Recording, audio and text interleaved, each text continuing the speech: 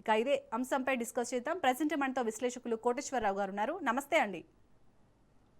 నమస్తే సార్, మనం చూస్తున్నాం ట్రంప్ ఎలాంటి డిసిషన్ తీసుకుంటారో అని టెన్షన్గానే ఉంటుంది. బట్ ఇప్పుడు అమెరికా బర్త్ టూరిజంపై ట్రంప్ ఇలా ఉక్కుపాదం మోపడాన్ని ఎలా చూడాలి? 600 మంది 9వ నెల గర్భిణులని వీసాలను రద్దు చేయడాన్ని ఎలా చూడాలి సార్ ఓవరాల్గా? అమెరికా తనకు నిపుణులైనటువంటి పనివాళ్ళు అవసరం అయినప్పుడు, అంటే 40-50 సంవత్సరాల క్రితం అనేక విధాలుగా విదేశాల నుంచి వలసల్ని ప్రోత్సహించింది.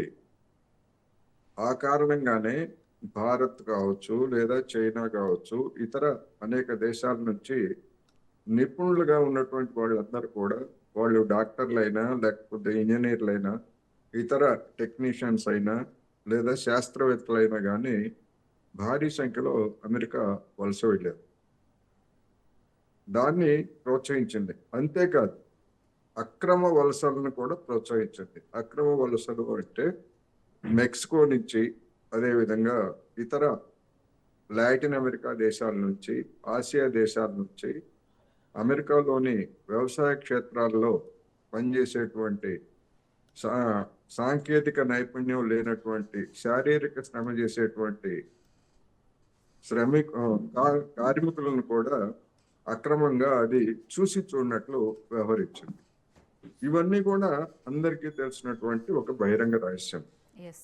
ఎందుకు ఈ అక్రమ వలసల్ని ప్రోత్సహించింది అంటే, అది ఏదో ఇతర దేశాల నుంచి వలస వచ్చే వారికి ఏదో మేలు చేయడం కాదు. అక్కడ ఉన్నటువంటి సామాజిక సంక్షేమ పథకాలు, లేదా అక్కడ ఉన్నటువంటి కార్మిక చట్టాలను ఉల్లంఘించి కార్పొరేట్లకు, వాణిజ్య సంస్థలకు చౌకగా శ్రమశక్తిని అమ్ముకునేందుకు వీలైనటువంటి ఏర్పాటు అది అని అందరికీ తెలుసు.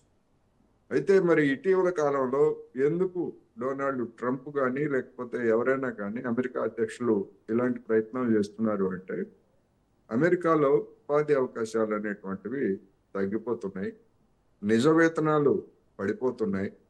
అందువలన ఒక సామాజిక సంక్షోభం అనేటువంటిది క్రమంగా పెరుగుతూ ఉంది. దీనికి ఒక ప్రధానమైనటువంటి కారణం ఆటోమేషన్ విపరీతంగా పెరగటం, లేకపోతే ఏఐ. ఈ చివరికి ఐటీ రంగంలో కూడా ఈ విధమైనటువంటి ఆటోమేషన్ పెరగటంతో ఉపాధి అవకాశాలు అనేటువంటివి క్రమంగా తగ్గుతున్నాయి.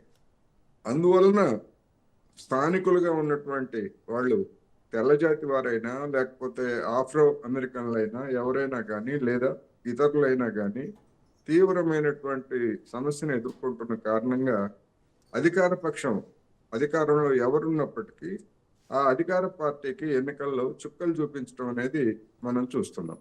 అందుకని ఆ సామాజిక సంక్షోభాన్ని పరిష్కరించేటువంటి ధైర్యం కానీ, లేకపోతే అటువంటి శాస్త్రీయమైనటువంటి విధానాలు కానీ లేక, విదేశాల నుంచి వలస వచ్చినటువంటి వాళ్ళే దీనికి కారణం అనేటువంటి నెపంతో తాత్కాలికంగా సమస్యను పక్కదారి పట్టించేందుకు చూస్తున్నారనేది మనకు అర్థమవుతా ఉంది. అయితే మరి బర్త్ టూరిజము, లేకపోతే వివాహాల పేరుతోటి అమెరికా వెళ్ళే వాళ్ళు లేరా అంటే ఉన్నమాట వాస్తవం. అది కూడా వాస్తవమే. అయితే అటువంటి వాళ్ళు ఎంతమంది ఉన్నారు అనేటువంటిది కూడా, ఇప్పుడు అమెరికాలో స్థిరపడినటువంటి వాళ్ళని వివాహం చేసుకుంటే, అది యువతులు కావచ్చు, యువకులు కావచ్చు, అటువంటి వాళ్ళకి అక్కడికి వెళ్ళడానికి అవకాశం ఉంటుంది. ఆ తర్వాత ఆ వివాహాన్ని రద్దు చేసుకున్నట్టు వాళ్ళు చెప్తారు. ఆ చెప్పిన తర్వాత వాళ్ళు అమెరికాలోనే ఉండిపోవడం. ఇటువంటివి కూడా ఒక విధంగా మరి స్కామ్, అందులో ఎలాంటి సందేహం లేదు. అలాంటి స్కామ్లను కూడా గతంలో చూసి చూడనట్లు వ్యవహరించారు. ఇటీవల కాలంలో నేను చెప్పినటువంటి కారణంతో ఒక కఠినమైనటువంటి నిర్ణయాలని తీసుకున్నారు. దానిలో భాగంగానే మీరు చెప్పినట్టుగా బర్త్ టూరిజానికి వెళ్ళినటువంటి వాళ్ళ మీద కొరడా జుడిపించారు. రాబోయేటువంటి రోజుల్లో ఇంకా కఠినతరం కావించేటువంటి అవకాశాలు కూడా ఉన్నాయనేది మనం అర్థం చేసుకోవాలి. అలాగే సార్, అమెరికా రాజ్యాంగం కల్పించిన ఈ బర్త్ రైట్ సిటిజన్షిప్ హక్కును ఆసరాగా చేసుకొని వెళ్తే అసలు తప్పేంటి సార్? అంటే ఇన్ని సంవత్సరాలుగా లేనిది ఇప్పుడే ఎందుకు ఇంత కఠినతరం చేశారు? తప్పు ఒప్పు సమస్య కాదు. ఇప్పుడు ఏ దేశానికైనా, ఇప్పుడు ఎవరైనా విదేశీయులు భారత్లో వచ్చి ఒక మహిళ ఇక్కడ బిడ్డను ప్రసవిస్తే మన దేశ పౌరసత్వం కూడా ఆటోమేటిక్గా వచ్చేస్తుంది. అమెరికాలో కూడా అటువంటి అవకాశమే ఉంది.